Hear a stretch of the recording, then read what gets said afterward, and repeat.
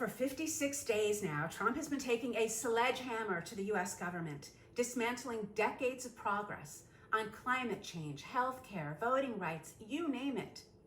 Every move seems calculated to erase the Biden administration's accomplishments, including pulling the country out of the worst economic collapse since the Great Depression, a crisis Trump himself fueled with his catastrophic handling of COVID-19. And let's not forget those massive tax cuts for billionaires. How many billions? Oh, right, too many to count. But now Trump is setting his sights on something even more extreme, one of the most powerful and controversial tools at a president's disposal, the pardon. And today, we've got yet another jaw-dropping royal decree from the orange wannabe king of chaos. A classic authoritarian tactic? Make lawless threats to intimidate and control. And one of his favorite targets? The January 6th committee. His thirst for revenge against them is insatiable. But here's the thing, his intimidation isn't working.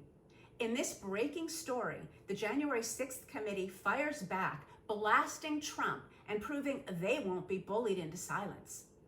For 4 years, they've stood their ground against Trump and his MAGA loyalists, and his latest late-night unhinged Truth Social rant has only strengthened their resolve. We'll get to the response in a minute, but first take a look at what led to this breaking story.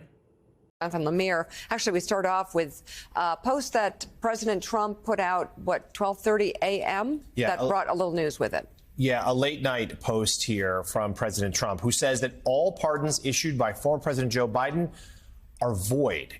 Indeed, just a few short hours ago, Trump took to social media accusing his Democratic predecessor of using an auto pen to sign acts of clemency while in office, rather than doing so by hand, thus declaring Biden's pardons not valid. Additionally, Trump claimed without evidence that Biden failed to give consent for preemptive pardons issued to the 9 House Select Committee members that investigated the January 6th insurrection, along with many others granted clemency on the former president's last full day in office on January 19th. So, John Hyman, a few things need to be said here plainly. There's no authority that gives Donald Trump the ability to overturn his predecessor's pardons. The auto pen argument seems nonsensical, but this is clearly a warning in some way, particularly at those who on the January 6th committee, those who investigated the conduct of Trump and his allies, saying, and I'll just read from his Truth Social post, they should fully understand that they are subject to investigation at the highest level. And at minimum, John, it feels like another moment where Trump might be daring the courts, daring the judiciary. If he tries to see this through, it'll get appealed, and that appeal will be appealed, and eventually some court is going to have to either say yes or no, and we'll see what the administration, if they agree to abide by it. Yeah, John, there's, as you said, there are many points to be made here, and it would almost be a joke if it weren't so kind of horrifying. This is consistent with, to your point, the biggest story in our politics, the most foundational story, is this story that you're pointing to, which is the story of Donald Trump continuing to try to enlarge the scope of power that resides in the executive branch and in himself, essentially as something we never had in America before, as a king. Now let's see how January 6th committee member Adam Kinzinger responded to Trump's latest imperial command. His declaration that President Joe Biden's preemptive pardons are, quote, void, vacant, and of no further force or effect.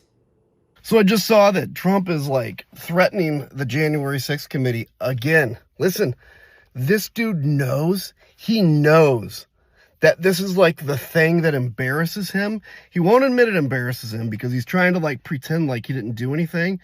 He's obsessed. He's more obsessed with me and Liz Cheney than his freaking golf score.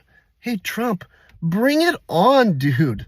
You weak, whiny, tiny man who, by the way, I saw a picture of you this weekend. You're hiking up your pants now to really just below your man boobs, and you're sweating so much. Looking pretty bad there. But bring it, man. Stop with all the big mouth talking stuff. You're a grown man. You don't talk like one, but you're a grown man. Come on, dude. Bring it.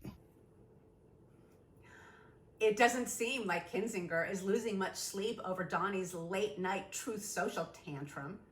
Trump, of course, is out here rewriting laws to fit his dictatorship fantasy, casually ignoring the fact that using an auto pen for presidential signatures has been legally accepted for decades. This latest stunt, just another example of him trying to erase history and bend reality to his will. But let's be clear, none of this is normal.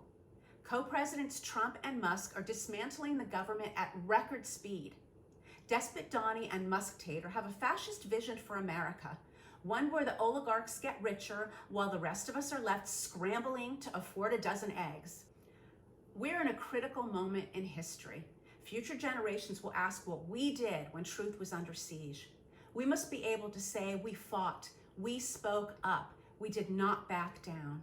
Now is the time to shout truth from the rooftops, because if we don't, one day we may wake up in a world where truth no longer matters. This is Occupy Democrats. Thanks for staying informed.